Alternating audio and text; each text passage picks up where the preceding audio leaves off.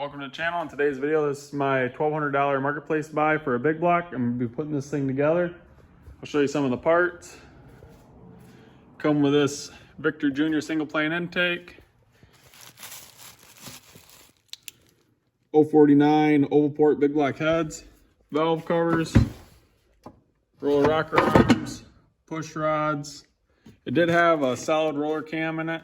When I bought it, I don't know which one of these is bad. Got the cam over here on the shelf. I'll show you here in a second. But when I bought it, it needed a camshaft. It ended up eating the camshaft, so I got it for 1,200 bucks. Timing cover, balancer, new timing chain, water pump.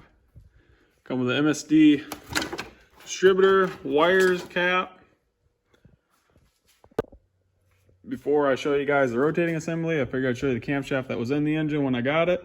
It's got excessive wear on all the lobes. Some of them are grooved real bad, like this one. And I think if you, yep, right here, this lobe is missing some metal out of the side of it. But all the lobes got quite a bit of wear. I don't know if that's due to oil starvation or over tightening the rocker arms. Not quite sure. That's just a better look at the camshaft that came in it and give you an idea of why I got it for the price I did. Let me know if that was a good deal or not. I thought it was for everything that came with it. But I'll show you the rotating assembly real quick and hopefully get to putting this thing together. For the rotating assembly, it's stock rods. They do have ARP rod bolts in them. This is a balanced assembly. Part number is 7060P. They're 30 over, which would make it a 461 for a big block. It did come with a messed up piston. So I ended up having to search Facebook Marketplace because I don't sell these separately. You got to buy them in a set. But luckily I found one, but it's part number L2399AF, 30 over, Speed Pro. And I'm going through and I've already went through and rebalanced, so it's within a few grams of each rod and piston assembly from the old one. So that way I'm not messing anything up there with it already being balanced the way it is. The block, here, let me show you real quick. Does need a quick hone. It's got some grooves in it that will hone out. I'm assuming when the cam took a crap, it put some trash through the engine somehow. But I'm gonna go through and hone each cylinder out. This was a relatively new build, and like I showed you, that solid roller cam, and ended up taking a crap. This is also a 2-bolt main block. It's got new freeze plugs, but it's a 2-bolt main. I think that's gonna do it for showing you what I'm working with. Hope you guys enjoy this video. If you do, make sure to like and share and subscribe. Thanks for watching.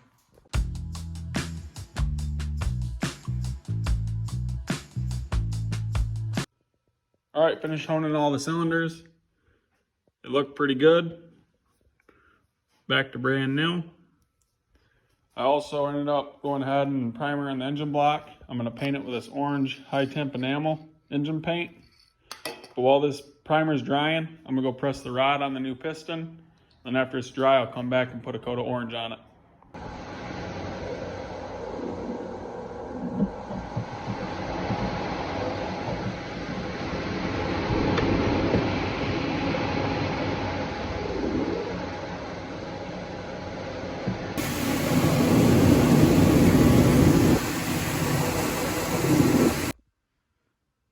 And just like that, block's all painted, dry, I let it sit overnight. And for that piston getting pressed on the rod, the reason why it went on so easy is I ended up freezing the wrist pin and then heating up the end of the rod until I felt some heat in the neck of the rod, and it slides right on. Now I'm getting ready to put some cam bearings in. I've torqued my main caps just in case there's any stretch in the block. You want to make sure where your cam bearings are going in, nice and clean, along with cleaning your bearings before you put them in. You got a little oil galley hole here on your bearing, and you want to line them up 1 through 4. The block's upside down, so technically it'd be 12 o'clock right now, but once I flip it right side up, it's actually 6 o'clock. You want 1 through 4 will have an oil galley hole, and you'll line your bearings up. And then the back one, I believe, is at 2 o'clock. So I'm gonna go ahead and knock those in real quick, and then hopefully get to dropping the rotating assembly in this thing.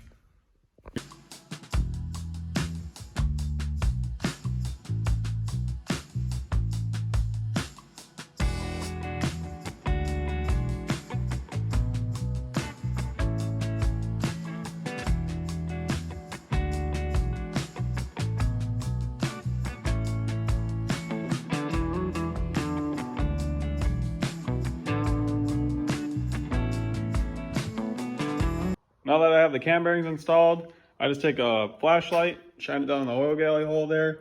Usually you can see a little bead of light on the cam bearing.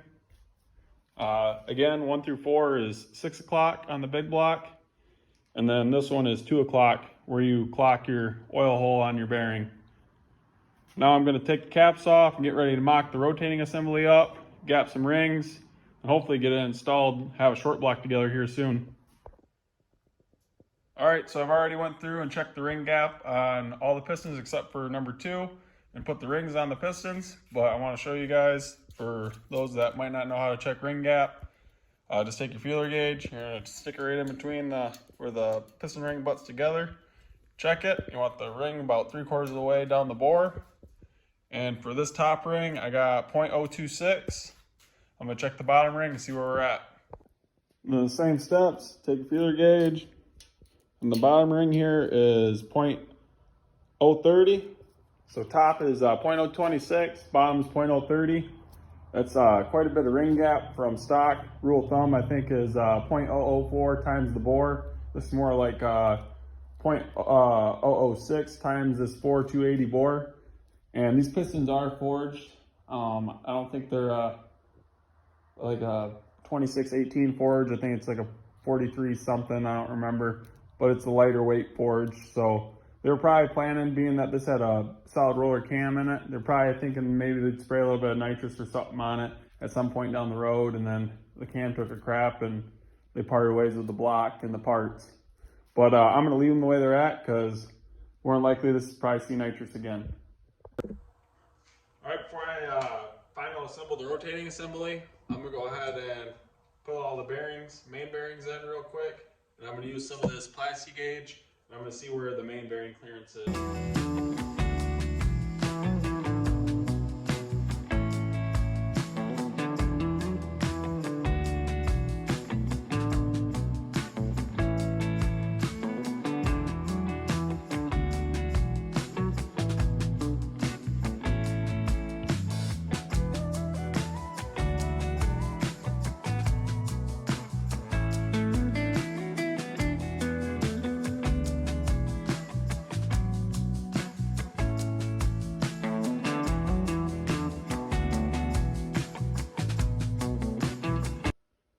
So I just pulled the front main cap off. I'm going to check it with plastic gauge here real quick.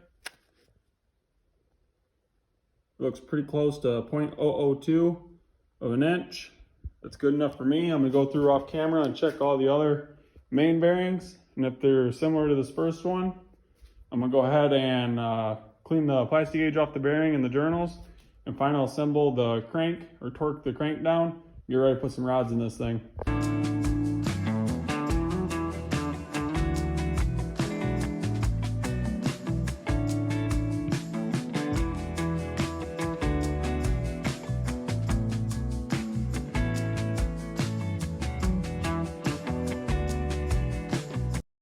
Are on, they're torqued to 95 foot-pounds. I'm going to rotate the engine over. You're ready to slap some pistons and rods in this thing. I'm going to plastic gauge the rods also. I'll probably show you one rod on camera, and then we'll go through and clean all the plastic gauge out and then torque the rods down. We should have a short block here soon, and then we'll talk more what kind of cam selection we're going to go with and what this is going to end up going in. Alright, before I slide the pistons in the block and start checking bearing clearances, just in case there's anybody watching that's never installed bearings on a rod, there's a little tang right here on the rod, same right here on the bearing. You're just going to match the tang on the bearing to the rod. It goes the same way for the cap. I forgot to do it on the mains, but figured while I got this right here in front of me, I might as well show it just in case somebody may be watching and is curious on how that bearing fits in the rod, just like so. A cheap parts store ring compressor on my piston, compressing my rings. I got some fuel hose on the rod bolts to keep the rod bolts from scratching up the cylinder bores. I'm going to get ready to slide this piston down in. Also, I got to make sure I'm putting it in the right direction. So usually I just go up the chamfers here. The big chamfer here goes to the crank, and the small chamfer goes rod to rod.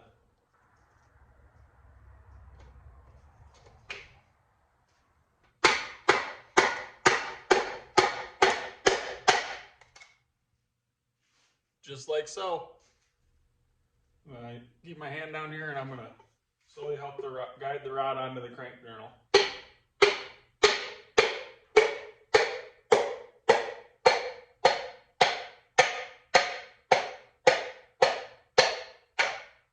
Just like that.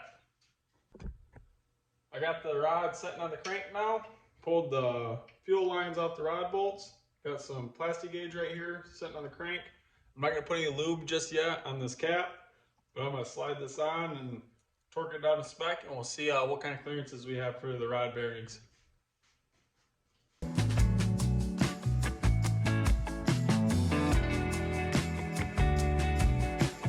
Okay, got the main cap off. I'm gonna check the bearing clearances real quick. Didn't really squish real well, but if I was to guess, it's just a little bit smaller than 0.0015, probably like a 0.0017. I would have liked a little bit more bearing clearance, but for now, I'm okay with that. I'm gonna go through and check the rest of them with plastic gauge off camera, and then go through and final torque the rods in, and check the main caps and make sure the rotating assembly is final torque. Move on to putting the oil pump in and adjusting the pickup tube to the oil pan.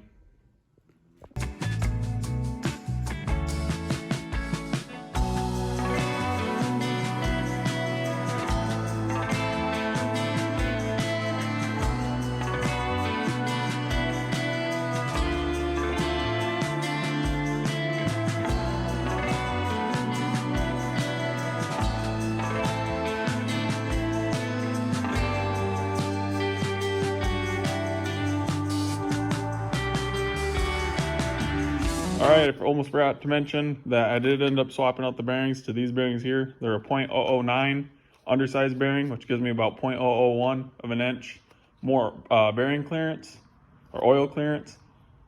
Should put me in that 0.025 range, which I'll be a lot happier with. I did plastic gauge them. I'll insert a picture here real quick, but I'm gonna move on to installing the oil pump and setting the pickup tube, and then I'll move on to the camshaft.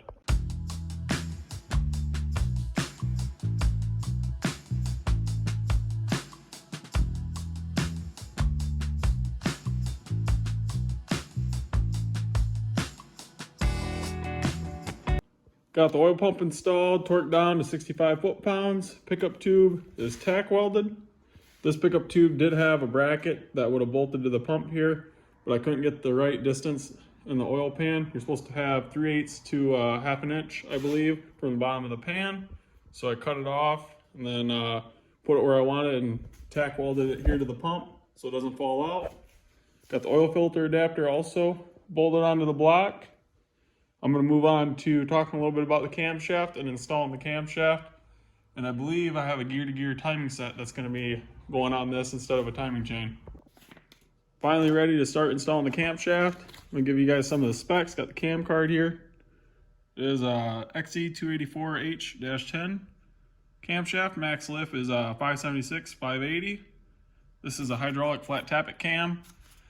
So the reason why I picked this camshaft, well, first, this whole engine. I didn't really plan on building another big block other than the one I got for my S10, but I had a buddy find this on Marketplace for 1,200 bucks, and he's got a K5 Blazer that he's been wanting to put an engine in. So I went and looked at it, and I'm essentially building this for him, but I'm building it out of my own pocket because I know life can get hard sometimes and things happen, so that way there's no money tied up in this big block. If things change, I can sell it, or maybe I'll put it in the S10 for the time being while I'm building the other big block.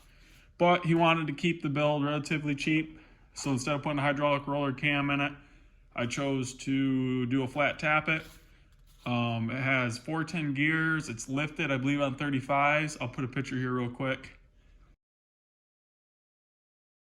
And then it has a small stall converter. And he wanted this engine to be streetable, so this has a lot to do with why I picked this camshaft. It says it's a comp cam, so on their website it says it's good for a 9.5-to-1 compression engine and also 2800 stall. So it's right in the ballpark for being pretty streetable, but also have that radical idle that he's really looking for and make decent power. So that's why I chose this camshaft, and then I'll show you the specs a little bit more before I install it. I think it'll work really well with this engine. And again, I would have rather went roller, hydraulic roller, less maintenance and just better overall. But for now, this is what he wanted. This is what I'm doing. And then also, he wanted a noisy gear-to-gear timing set, so he purchased that. So I'm going to be changing the chain over to a gear-to-gear. And once I get the camshaft installed, I'll get the pan set on, glued down, and that will conclude the rest of this video for the short block.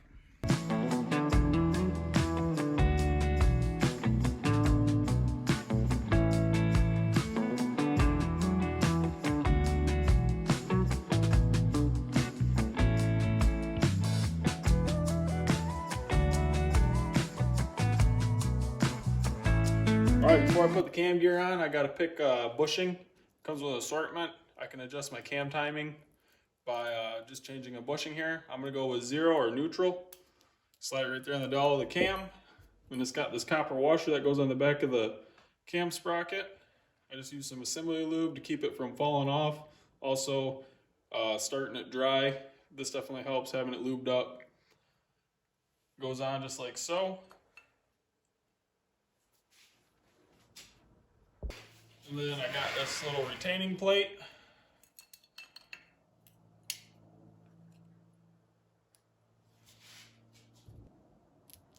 Each bolt's got a washer.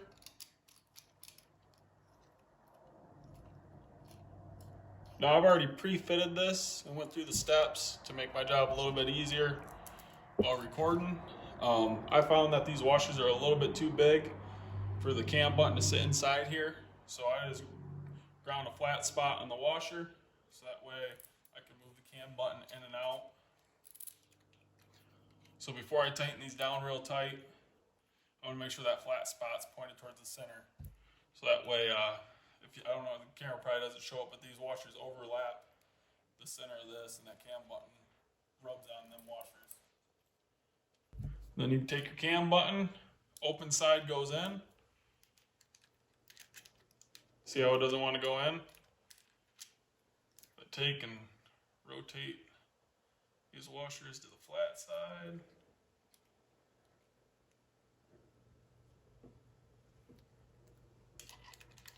Slides right in, no problem, in and out. This is a ProForm, I believe, gear-to-gear set, so you might have to do the same thing, but that's just what I found worked for me. I'm gonna go ahead and pull this back out. Tighten these cam bolts up real quick. I won't torque them until I got everything fully assembled.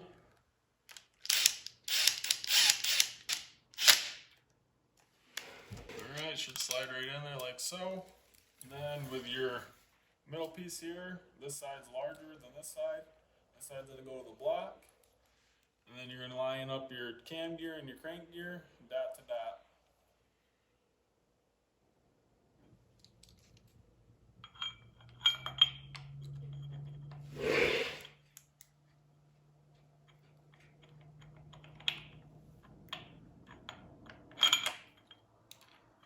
Maybe I'll just pull the cam out, get it from behind, set it on the crank.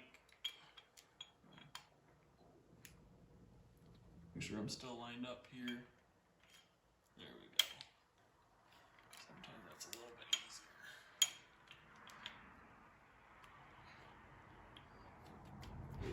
easier. Alright, next I need to check my clearance. I'm going to use Play-Doh, something real simple, or putty. Check my clearance on my push button here between the timing cover. And then also, I'm going to make sure this has a decent amount of clearance on the back side of the block here. And then also do the timing cover so it can't walk out. Make sure to use your gasket so you get an accurate measurement.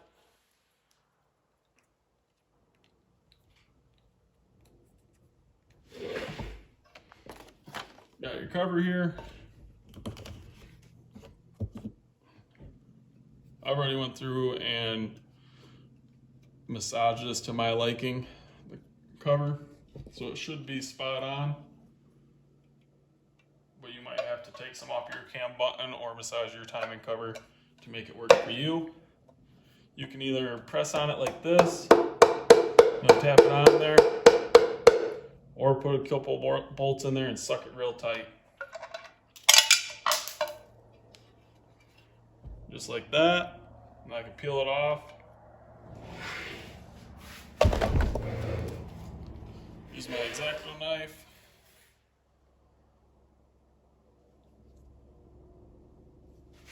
And you can see the clearance I have between the cover and the push button. All right, now that I've verified my clearance for my push button on my timing cover, and that my clearance is on my sprocket down here off the back of the block, I'm gonna torque these down to 20 foot-pounds and get ready to put the timing cover on.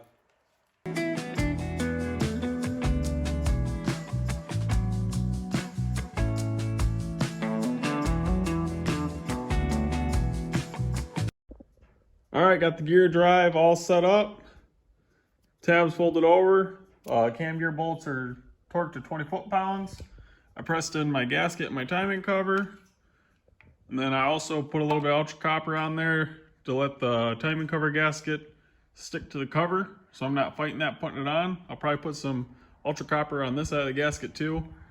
It's all preference. I use ultra copper on every engine I put together.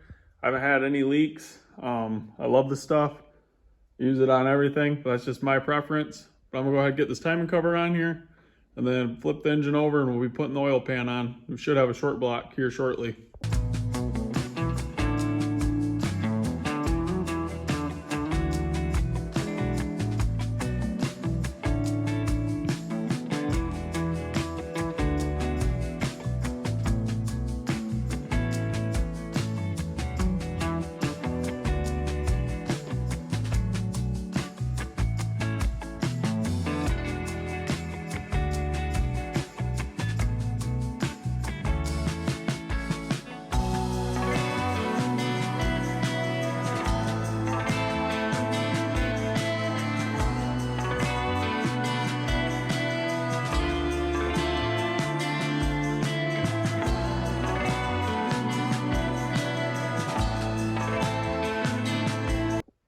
I got the short block assembled with the exception of the balancer and the timing pointer, but I think that's going to do it for this video. I might do a part 2 depending on how this video does. Rocker arm, geometry, push rod length, measuring for push rod length, some port work, maybe installing bell springs for the right spring pressure, and then of course breaking in the camshaft and firing this thing up. But for now, this is going to do it. I do have the 305 over there. It's fully machined. I've just been collecting parts and working a little bit extra overtime in the downtime in the winter so I can have more content for you guys this summer. But if you enjoyed the video, make sure to hit the like button and subscribe if you haven't already so you can see more videos like this. Appreciate you guys taking time out of your day and watching.